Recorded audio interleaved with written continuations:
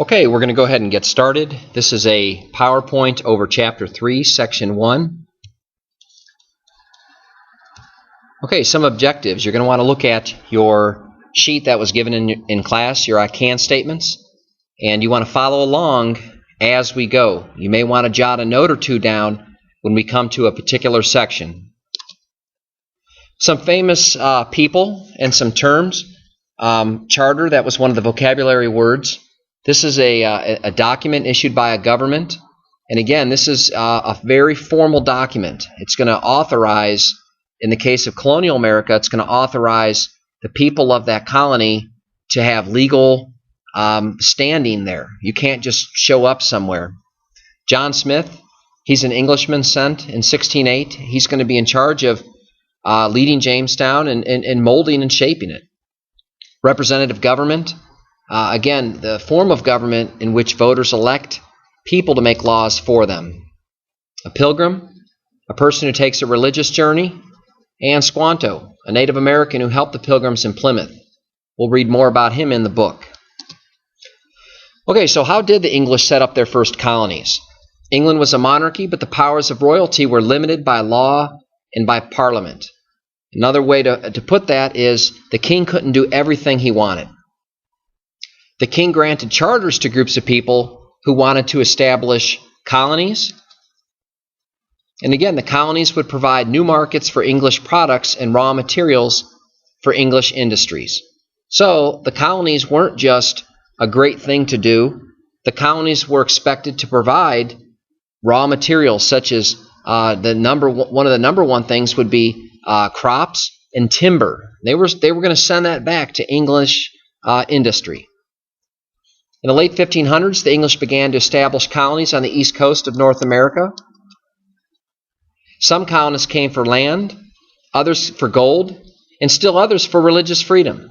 So people came for different reasons. We're going to talk about that a lot in Chapter 3. You had two early English colonies, Roanoke Colony. You had the first and second. The first colony, we're not sure what exactly happened there. Again, that was off Roanoke, or at Roanoke Island off the coast of present-day North Carolina. It was abandoned. And then the second one, 2 years later, the people just disappeared. It was just kind of bizarre. We still to this day don't quite know what exactly happened to everybody that lived there. In 1607, England's King James granted a charter. This is official form to a group of merchants to establish a colony called Virginia in North America. The merchants who formed the Virginia Company of London were eager to gain a share of the wealth of the Americas. So again, a number of investors came together, they pooled their money, and they sent colonists over the New World, and these colonists were expected to be profitable. The first colonists, about 100 men, arrived in Virginia in the spring of 1607. Not a bad time to arrive. You wouldn't want to arrive in the winter. They built a fort called Jamestown, which proved to be England's first permanent settlement in North America. So the first settlement would have been Roanoke, but that fizzled out. But Jamestown is the first permanent. It barely survives the first year because many colonists, they die of disease, such as malaria. They wanted to look for gold, not farm. So people weren't always that adventuresome.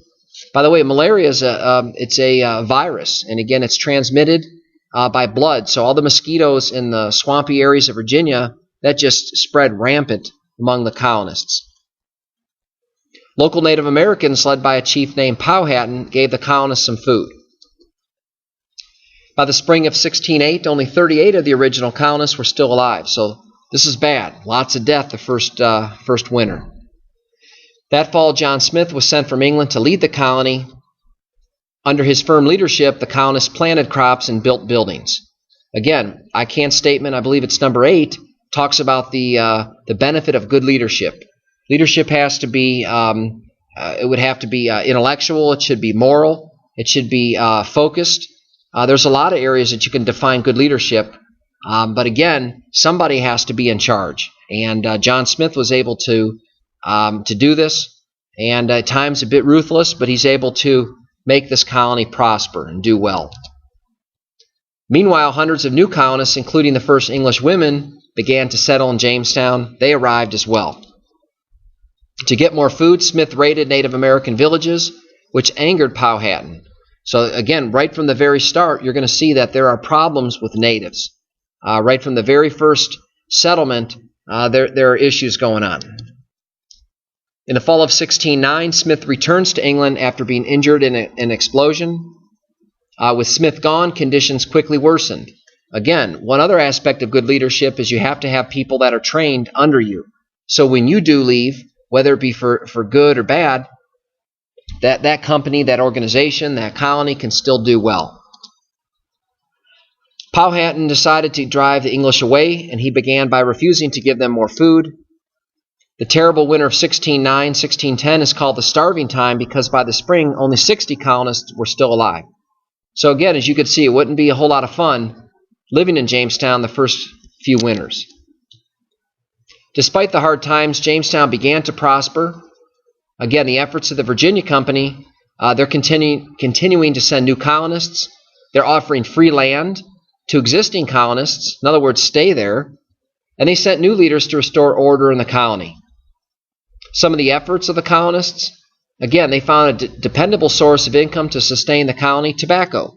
We're going to do an activity later in the week and into next that'll really make you understand about how valuable tobacco was to the colonists. By the 1580s, smoking tobacco had become popular. By the way, that's why it was important. People in Europe wanted that crop, and you could grow it in the New World. The colonists' success in growing and selling tobacco drew colonists from England. The colonies developed a tradition of representative government. So again, they came from Europe to the New World. They wanted to have a say in government. They didn't want to just sit back and let everybody do everything for them. There's no dictatorship here. They wanted that representative government. In 1619, Virginia's lawmaking body, the House of Burgesses, was elected. The House of Burgesses marked the start of representative government in North America. This is huge. So again, right from the very start, the founders of our nation, they wanted to have a say in how government would be run. In 1619, a Dutch ship arrived from the West Indies and sold 20 Africans to the Virginia colonists as slaves. In the early days of the colony, enslaved people had a chance to earn their freedom after working a certain number of years. So again, because of tobacco, who's going to do all that intensive labor? Okay, the answer is people are starting to depend more on slaves. Again, permanent slavery for Africans was not established in Virginia until the late 1600s. But early on, slavery will be introduced. It's race-based slavery, which means it's all from Africa. And again, it'll pick up over the years. The more of demand for tobacco, the more of the demand for slaves. In the 1500s, English subjects were expected to support the Church of England, and they could be punished if they had different religious beliefs. Now we're getting into the Pilgrims. The separatists wanted to separate from the Church of England and practice Christianity in their own way. In other words, they didn't want to follow the Church of England. They had a different take on it. They felt many of the leaders were corrupt. And again, between 1607 and 1609, several groups of separatists left England and they settled in Holland. So again, they're trying to find a place where they could worship the way they saw fit. In 1620, one group of separatists decided to leave Holland and settle in Virginia. So in other words, many of the children were picking up some of the ways of the Dutch citizens that weren't necessarily godly. Plan C would be to move to the New World. The Pilgrims sailed for Virginia aboard a ship called the Mayflower. Again, the Mayflower was not a passenger ship. It was a cargo ship. It was an awful voyage. Very, very rough. On the way to the New World in Virginia, that's southern, a storm blew them off course and they landed in present-day Massachusetts. The Pilgrims called their new home Plymouth. Before leaving the ship, 41 men signed the Mayflower Compact, a document that called for, again, representative government. The Mayflower Compact was the first document in which American colonists claimed a right to govern themselves. So, like the colonists at Jamestown, who were there more so, okay, not totally, but more so for economic reasons, those who arrive at Plymouth, the Pilgrims, are there for religious reasons. But both groups They want representative government. That's a very key and important fact to remember. During the winter of 1620 to 1621, half of the Pilgrims died from hunger or disease. Matter of fact, that first year they live on the ship in the winter. In the spring, a local chief gave the Pilgrims food, and another Native American named Squanto taught the Pilgrims how to plant crops.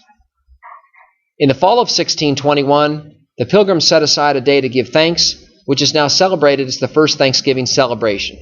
This goes down in history as a type of peace offering or peace treaty, but there was still tension between the Indians and between the English settlers.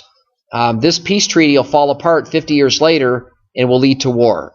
But it was a tentative peace. It was something where at least there was the absence of fighting. Okay, thanks for listening. Feel free to refer back to this should you need to.